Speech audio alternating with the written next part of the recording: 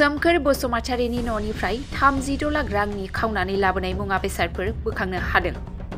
चिरां जिल्ला पुलिस बिफाननि गोख्रों सिग्रोमनायजों रुनिखाता थानानि सिङाव थानाय थाइखाजरा थाइजौबारि गामिनि सोमखोर बसुमतारीनि न'निफ्राय खावनानै लाबोनाय हिन्दुस्तान कम्पानिनि संख्रि थाव साबुन गासै 36 लाख रांनि मुवा बेसादफोरखौ बोखांनो हादों। मिथिनो मोननाय बादिब्ला बे मुवा बेसादफोरखौ 10 साखा गारिजों गुवाहाटीनिफ्राय लाबोबाय थानाय समावनो गलानिफ्राय खावनानै लाबोयो।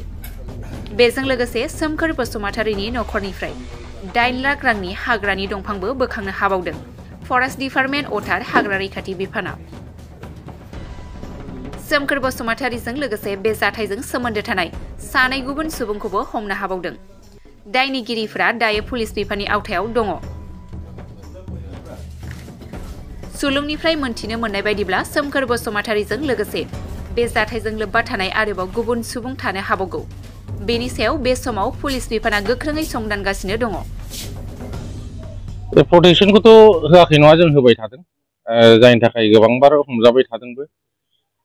दा माखासे जों दिनै फुङावहाय पुलिस आरो जों मोनसे न'खराव थाइजौबारिनि मोनसे न'खराव जे दंफां जमा जाफैदों होननायखौ जों खबर मोननानै पुलिसनि सहाय होनायाव जों लोगो थांनानै बे दंफांखौ जोङो हमनानै दा जोङो जोंनि रेन्ज अफिसाव रुनिखाता रेन्ज अफिसाव लाबोनानै दोनफैनाय जाबाय। गंनै ट्रेक्टर, मोननैजों 10 CMसो जागोन। मोनसेया साल आरो मोनसेया लालि। हयथ' जोंनि सुलुंनिफ्राय मिथिनाय बायदि बे दंफाङा हयथ' जोंनि जायगानि नङा, हयथ' दस्रा उल्टापानि हरै बारिहाय माबा मोनसे खनानिफ्राय लाबोनाय होननानै जों सानदों। बेखिनियानो आरो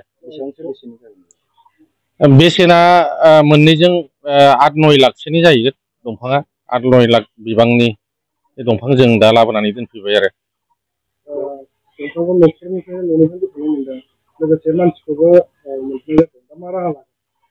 मानसियाथ' अलरेडि बियो जेलाव थांगोन।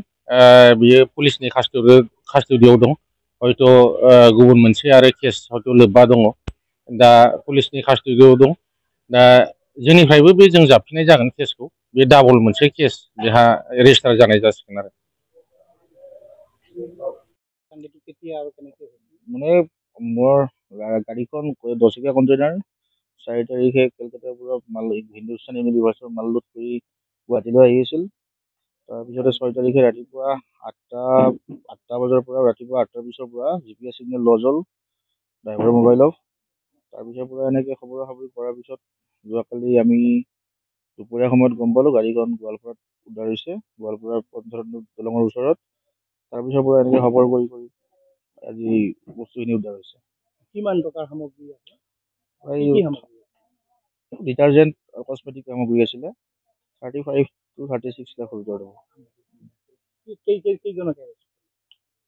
তিনিজনক ধৰিছে, চালক দুজন আৰু এজন যোন মানে যাৰ ঘৰত সামগ্ৰীখিনি ৰাখিছিলে তেখেতক কৰায়ত্ব কৰিছে। আপোনালোকৰ কি ধাৰণা যে চালকে আচলতে ঘটনাৰ আৰম্ভিকভাৱে জড়িত?